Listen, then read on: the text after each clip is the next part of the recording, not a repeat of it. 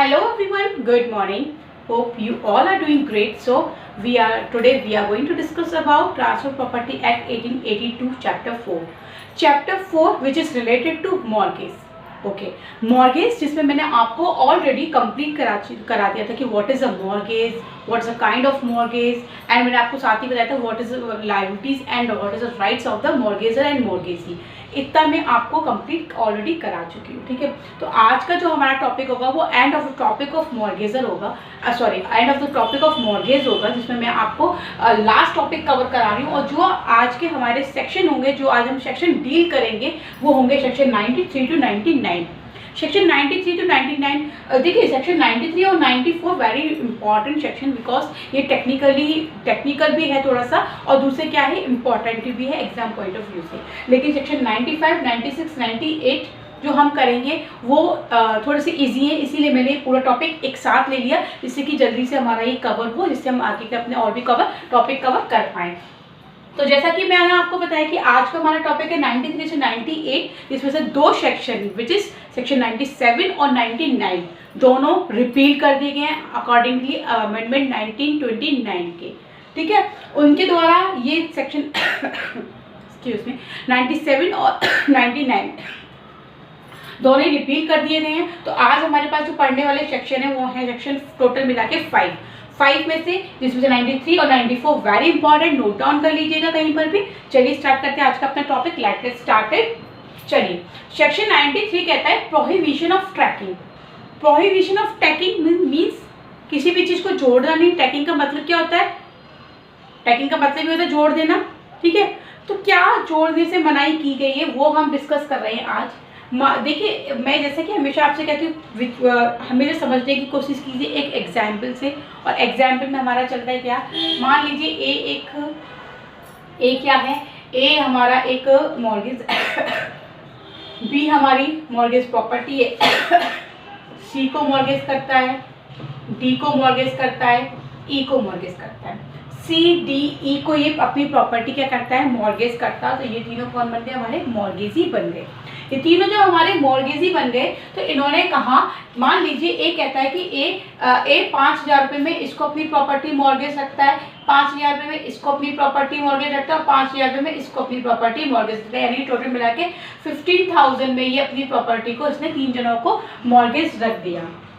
अब देखिए, अब थोड़ा सा रिमाइंड करिएगा जिन लोगों ने मेरी वीडियो लगातार देखी है, जो लोग मेरी वीडियो लगातार देख रहे हैं, पिछले लेक्चर देख लीजिएगा, नहीं देखा है तो यहाँ पे आपको जरूरत पड़ेगी, क्योंकि आज हम इसके संग क्या डील करेंगे, सेक्शन 92 और सेक्शन 79। ये दोनों अगर आपने नहीं पढ़े हैं तो I would like to suggest कि जाइए और इनको जरूर पढ़िएगा। ठीक है, चलिए सेक्शन 92 रिमाइंड करा दूं आपको। प्रत्यासन मतलब सैब्रोगेशन मतलब कि जो दूसरे की सीट पे आके बैठे तो दूसरे के शूज को पहन लेता है, जैसा मैंने आपको वहां पे भी एग्जाम्पल में समझाया था। और सेक्शन 79 कहता है, सेक्शन 79 क्या कहता है, सेक्शन 79 कहता है कि अगर किसी ने अगर मैक्सिमम लिमिट रखी हुई है तो उस मैक्सिमम लिमिट के साथ ही वो काम कर पाएगा। अगर उसने मैक्सिमम लिमिट डिसाइड कर रखी है, किसने, मॉर्गेजर या मॉर्गेजी अगर अपनी मैक्सिमम लिमिट डिसाइड कर रखी है तो उससे ऊपर वो नहीं जा सकता है, उतनी कहीं वो कर सकता है। ठीक है, तो वो ही कर पाएगा जिसने मैक्सिमम लिमिट डिसाइड कर रखी है। इतनी बात आप लोगों को समझ में आ गई। सेक्शन 92 और 97 सेक्शन 79 आज हम डील करेंगे किसके संग, 93 के साथ। तो आ जाइए अपने एग्जाम्पल में। तो मैंने आपको बताया कि ए एक मॉर्गेज है, जिसने अपनी प्रॉपर्टी को मॉर्गेज रखा है सी डी ई कौन हो गए, हमारे मॉर्गेजी हो गए। तो पहला यानी कि डी का जो होगा, डी का कौन होगा, सी कौन होगा, प्रायर मॉर्गेजी होगा, और ई कौन होगा, डी का कौन होगा, सब्सिक्वेंट मॉर्गेजी होगा। यानी कि इन तीनों को अगर हम डील करें तो किस तरीके से डील करेंगे, ये होगा हमारा प्रायर मॉर्गेजी, ये होगा हमारा कौन सा, मिडेबल वाले को क्या बोलते हैं हम, एक्चुअल में क्या बोलते हैं हम, चलिए, और ई जो होगा हमारा सब्सिक्वेंट होगा, कौन होगा, सब्सिक्वेंट होगा। ठीक है, ये होता है मध्यवर्ती, जिसे हम बोलते हैं मीडिएटर। मिडिल वर्ग, ठीक है। ये हमारे तीन कौन हो गए, ये तीनों हमारे हो गए कौन, ये तीनों हो गए हमारे मॉर्गेजी। अब मैंने जैसे आपको बताया 5,000 में इसने अपनी प्रॉपर्टी को मॉर्गेज रखा। अब इन्होंने बताया तो क्या अगर ये प्रॉपर्टी को देखिए, मान लीजिए ई ने क्या करा, ई ने 5,000 रुपये चुका के किसके 5,000 रुपये सी को देकर, किसको देकर, सी को देकर, और इसके स्थान पे आके बैठ गया। कहाँ आके बैठ गया, ई यहाँ आके बैठ गया अकॉर्डिंग टू सेक्शन 92 सैब्रोगेशन किया, इसने उसके पैसे चुका दिए और आके यहाँ पे बैठ गया। अब यहाँ पे इन्होंने कहा अब क्या इसके क्या राइट बनता है, अगर हम नॉर्मली अगर हम देखते हैं तो क्या बनता है, अगर इसने इसका पैसा बी चाहे तो अपनी प्रॉपर्टी को फोरक्लोज से रिडीम करा सकता है। फोरक्लोज का राइट किसका बन जाएगा, ई का बन जाएगा। कितने रुपए का, 10,000 रुपीज का, क्योंकि 5,000 उसने जो सी का पे किया है वो, और 5,000 कौन सा, जो उसका खुद का ई का है ना। लेकिन इन्होंने कहा अब आ जाइए सेक्शन पे। सेक्शन में इन्होंने बताया प्रोहिबिशन ऑफ टैकिंग।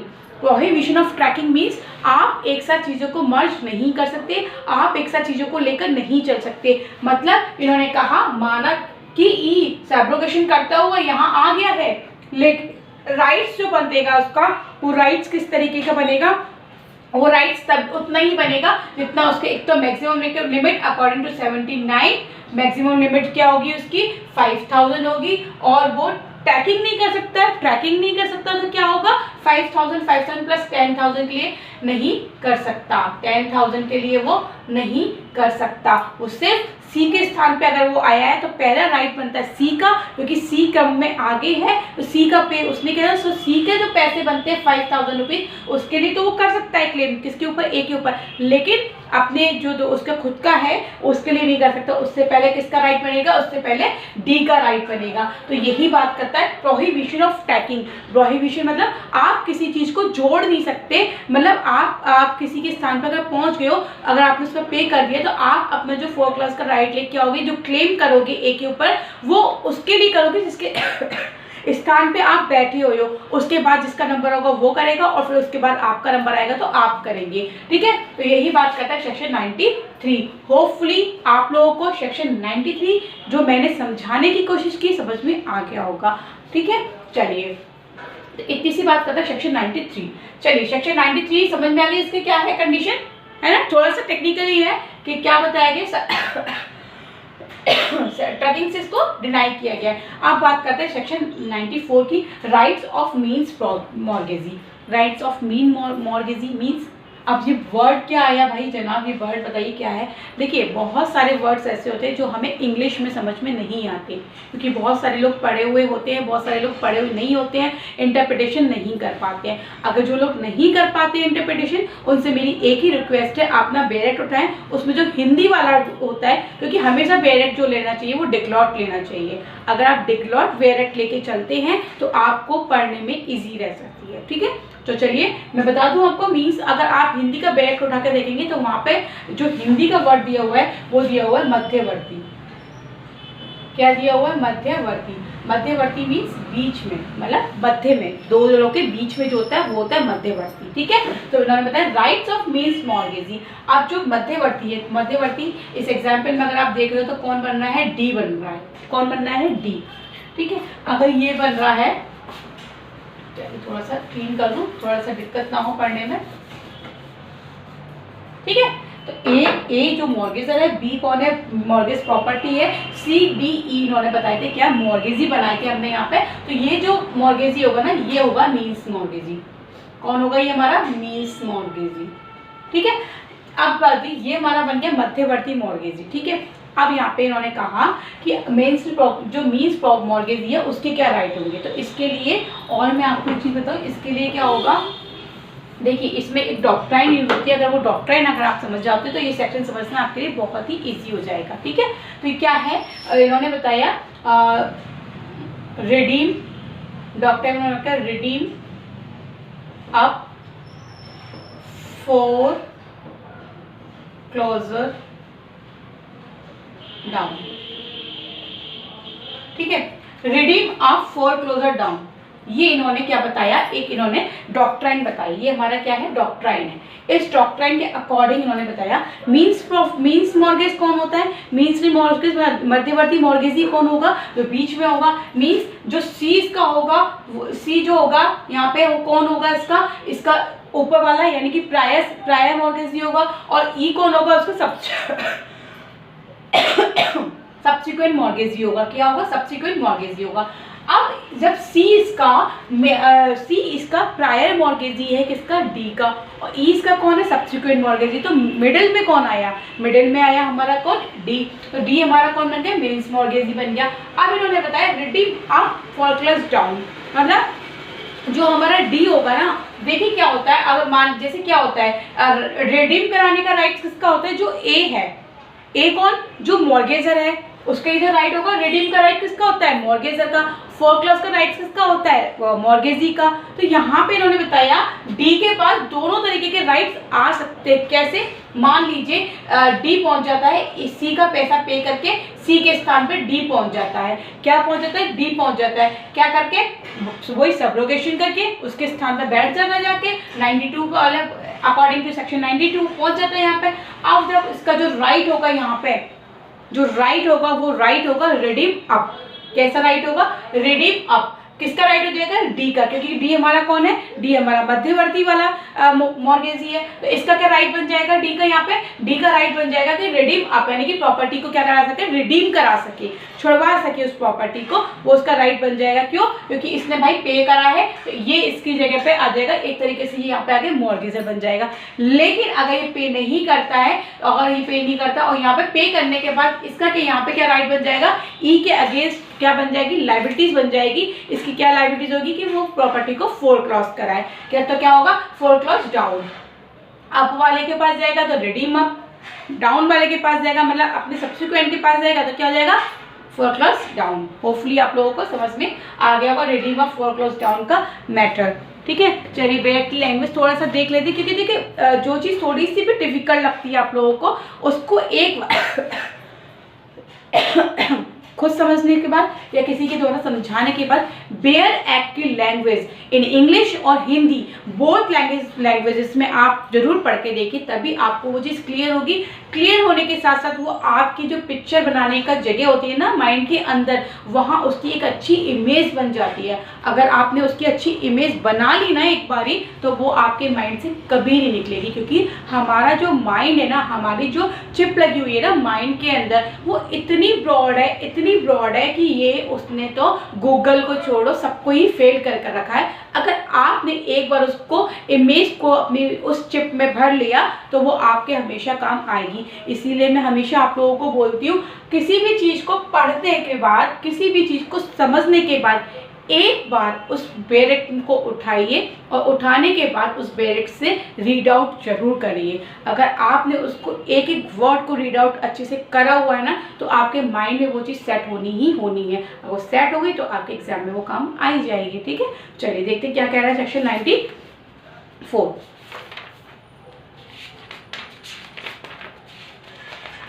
देखिए सेक्शन 94 कह रहा है राइट्स ऑफ मीन्स मॉर्गेजी, मध्यवर्ती बंधकदार के अधिकार, जहां की संपत्ति अनुक्रमिक ऋणों के लिए अनुक्रमिक बंधकदारों के पास बंधक रखी जाती है। अनुक्रमिक मतलब जो टर्म कर्म मतलब क्रम में जो है जैसे सी डी ई इनके पास बंधक रखी जाती है, वहां मध्यवर्ती बंधकदार के अपने से पीछे वाले बंधकदारों के विरुद्ध भी वही अधिकार होंगे जो उसे बंधककर्ता के विरुद्ध है। मीन्स बाद वाले के लिए विरुद्ध हुई होगी जो उसे बंधककर्ता के विरुद्ध है, यानी कि मॉर्गेजर के विरुद्ध हैं, वही राइट्स उसे प्राप्त होंगे, चाहे वो फोरक्लोजर डाउन हो, चाहे वो फोरक्लोजर, चाहे वो रिडीम अप हो। इतनी बात आप लोगों को समझ में आ गई। सिर्फ इतनी सी बात कही है, लेकिन वो समझ में अगर आप उठा के देखते, बिना समझे उसे उठा के देखते तो आपको समझ में नहीं आता। होपफुली आपको अब समझ में आ जाएगा। चलिए बात करते हैं सेक्शन 95 की। सेक्शन 95 कहता है राइट्स ऑफ रिडीमिंग को मॉर्गेजर टू एक्सपेंसेस। क्या, रिडीमिंग करना, रिडीम कराना किसके द्वारा, को मॉर्गेजर। कितने मॉर्गेजर है यहाँ पे, जैसे अब ये उल्टा कर दीजिए, ये मॉर्गेज है, ये मॉर्गेजर है, सी डी ई मॉर्गेजर है टू एक्सपेंसेस। अब ये अपने एक्सपेंसेस को कैसे बांटेंगे, ठीक है। मान लीजिए इसने प्रॉपर्टी को, जैसे मान लीजिए एक प्रॉपर्टी जो कि कैसी प्रॉपर्टी है, एक कई लोगों की मिलकर एक प्रॉपर्टी है। मान लीजिए ये एक प्रॉपर्टी है, ई एक प्रॉपर्टी है, इसमें जो राइट्स होंगे वो किस किसके हैं, ए का राइट है, बी का राइट है, सी का राइट है, और ये इन सबों ने ये प्रॉपर्टी किसको दी है, डी को मॉर्गेज रख दी है। अब जब मॉर्गेज इन्होंने रखी तो इन्होंने रखी इस प्रॉपर्टी को 5 लाख रुपए में, कितने में, 5 लाख में इन्होंने प्रॉपर्टी को मॉर्गेज रख दिया। अब इन्होंने प्रॉपर्टी को जब 5 लाख रुपए में मॉर्गेज रख दिया तो अब ये अपनी प्रॉपर्टी को जब रिडीम कराएंगे, क्या कराएंगे, जब ये रिडीम कराएंगे प्रॉपर्टी को तो इनके जो एक्सपेंसेस हैं, जो इनके जो खर्चे हैं, जो इनके जो अंश हैं, इनका जो कहते हैं ना, इनका जो शेयर बनता है वो किस तरीके से दिया जाएगा, तो जो इनके अंश होंगे, जितना इनका होगा उसके अकॉर्डिंगली दिया जाएगा। मान लीजिए, अब एक एग्जाम्पल से मान लीजिए 5 लाख की प्रॉपर्टी है, 2 लाख रुपए इसके थे, जो इसका शेयर बनता है वो 2 लाख का इसका बनता है, 2 लाख का इसका बनता है, 1 लाख का इसका बनता है। तो जब डी से ये रिडीम कराएंगे तो 2 लाख 1 लाख ऐसे करके इस रेशियो में कितना ये अपना बांट लेंगे, 2 लाख और 1 लाख, इसमें ये अपना रेशियो बांट लेंगे। तभी इसीलिए इसको कहते हैं क्या, कौन सा, को मॉर्गेजर एक्सपेंसेस। रिडीम कराते समय जो इनके होंगे वो किस तरीके से होंगे, इस तरीके से ही होंगे। जहाँ की कोई बंधककर्ताओं में से एक बंधककर्ता मोचन करा लेता है, वो अपने सह बंधककर्ताओं के विरुद्ध धारा 92 के अधीन प्रत्याशन का अपना अधिकार प्रबद्ध कराने में वे ऐसे मोचन में उचित तौर पर किए गए व्ययों का ऐसे अनुपातिक भाग उनसे वसूलने बंधक धन में जोड़ने का अधिकार होगा जैसे उस संपत्ति में उसने अपने अंश के मध्य हुआ माना जा सकता है। ठीक है, वही वाली बात जो मैंने आप लोगों को समझाई। अब इसके बाद बात करते हैं सेक्शन 96 की। सेक्शन 96 कहता है mortgage bye deposit of title deeds. Mortgage bye deposit of title deeds मतलब जैसा कि मैंने आपको बताया था, टाइटल डीड वाला हमने कहाँ पढ़ा था, जल्दी से बता देंगे आप लोग मुझे। सेक्शन 58 याद करिए, बताइए मुझे देखकर। Mortgage bye deposit of title deeds तो ये किस तरीके से चलेगा, तो इन्होंने बताया है सेक्शन 96 में सिर्फ इतना सा बताया गया है, जैसे सादा बंधक जैसे सिंपल मॉर्गेज होता है उसी तरीके से टाइटल डीड का मॉर्गेज चलेगा, यानी कि उसके कैसे इक्वल चलेगा, अदरवाइज नहीं। ठीक है, यही बात उन्होंने सेक्शन 96 में बताई है। हक विलोकों के निश्चित द्वारा बंधक एक्ट इसमीन अंतर्विश जो उपबंध सादा बंधक को लागू होते वे हक विलोकों के निश्चित द्वारा बंधक को यथाशक्ति लागू होंगे, क्योंकि ये किसके कैसे चलता है, ये सबके साथ चलता है ना, ये सबके साथ चलता है, उसी तरीके से ये होगा। कैसे लागू होंगे, इस पे सिंपल मॉर्गेज के रूल लागू हो जाएंगे। इतनी सी बात बताई गई सेक्शन 96 में। 97 जैसा मैंने आपको बताया था रिपील है। उसके बाद section 98 rights and liabilities of parties to anomalous mortgage. क्या, राइट्स यानी कि अधिकार और कर्तव्य किसके, कौन सी पार्टीज के, जो एनामोलस मॉर्गेज करते हैं। क्या कहता है सेक्शन 98, विलक्षण बंधक की दिशा में पक्षकारों के अधिकार और दायित्व बंधक विलेख में यथाशाची उनकी संविदा द्वारा, कैसे, जो उन्होंने कॉन्ट्रैक्ट किया है ऐसी संविदा के विस्तार के बाहर स्थानीय प्रथा द्वारा आधारित होंगे। मीन्स क्या राइट्स और लायबिलिटीज होंगे जो एनामोलस मॉर्गेज करते हैं। एनामोलस मॉर्गेज मतलब जो साथ में चल रहा है किसी भी तरीके का, जैसे इन्होंने कॉन्ट्रैक्ट किया, चाहे वो सिंपल मॉर्गेज की तरह कॉन्ट्रैक्ट करें, चाहे वो इंग्लिश मॉर्गेज की तरह कॉन्ट्रैक्ट करें, चाहे वो भोग बंधक की तरह मॉर्गेज करें, कैसे भी करें, लेकिन क्या होगा, इनका क्या होगा, इन्होंने अगर कॉन्ट्रैक्ट किया है तो अकॉर्डिंगली वैसे चलेंगे। अगर इन्होंने कोई कॉन्ट्रैक्ट नहीं किया हुआ है तो वहां पे जो कस्टम यूज होते हैं, वहां पे जो प्रथाएं यूज होती हैं, रिचुअल्स होते हैं, उसके अकॉर्डिंगली ये चलेंगे। ठीक है, तो ये कहता है सेक्शन 98। होपफुली आप लोगों को सेक्शन 93, 94, 95, 96, 98 समझ में आ गया होगा। अगर आ गया हो तो प्लीज़ वीडियो को लाइक, शेयर, सब्सक्राइब करना मत भूलिएगा। सेक्शन 99 जो कि रिपील है, और नेक्स्ट टॉपिक जो हम अपना कवर करेंगे वो हम करेंगे चार्ज वाला, जो कि हम पढ़ेंगे सेक्शन 100 में। ठीक है, इतनी बात आप लोगों को समझ में आ गई होगी। अगर आ गई है तो प्लीज़ कंटिन्यू रहिएगा मेरे संग वीडियो में। चलिए, तो ये था आज का हमारा टॉपिक सेक्शन 93 से लेके 99 तक, जो कि मैंने आज आप लोगों के संग डील किया है। ठीक है, चलिए, तो जैसा कि मैं आप लोगों को हमेशा बताती हूँ अपने वीडियो के लास्ट में कि हमारा जो ये चैनल है शारदा यूनिक लॉ क्लासेस, ये आप लोगों के लिए एक ऐसा प्लेटफॉर्म है जो आपको स्टडी के लिए हेल्प कर रहा है, जो फ्री ऑफ कॉस्ट आपको एक तरीके से वीडियो आपको मेरी जो मिल रही है। लेकिन जो लोग मेरे संग ऑफलाइन क्लासेस लेना चाहते हैं, जो हमारे ऑफलाइन इंस्टीट्यूट यानी कि शारदा यूनिक लॉ क्लासेस में पढ़ना चाहते हैं, वो लोग मेरे से कांटेक्ट कर सकते हैं। अगर आप लोगों को मुझसे जुड़ना है, मेरे संग कंटिन्यू क्लासेस लेनी है, ऑफलाइन क्लासेस लेनी है, क्योंकि अब ऑफलाइन क्लासेस भी हमने स्टार्ट कर दी है।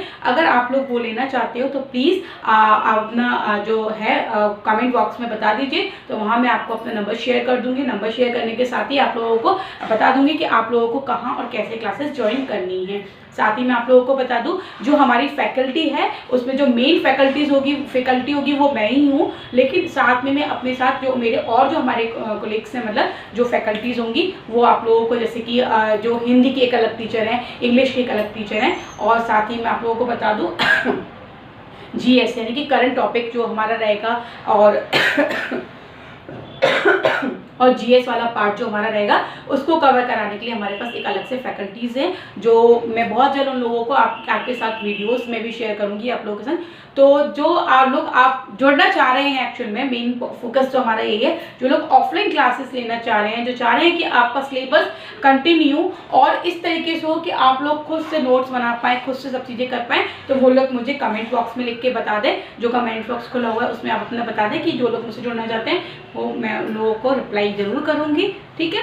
और हो सके तो अपना नंबर भी शेयर कर दूंगी, तो आप लोग मुझसे डायरेक्ट कांटेक्ट कर पाएंगे। तब तक के लिए हंसते रहिए, मुस्कुराते रहिए, प्यार बांटते रहिए, और हाँ, सम्मान करना मत भूलिए, सम्मान दीजिए, सम्मान लीजिए। Thank you so much.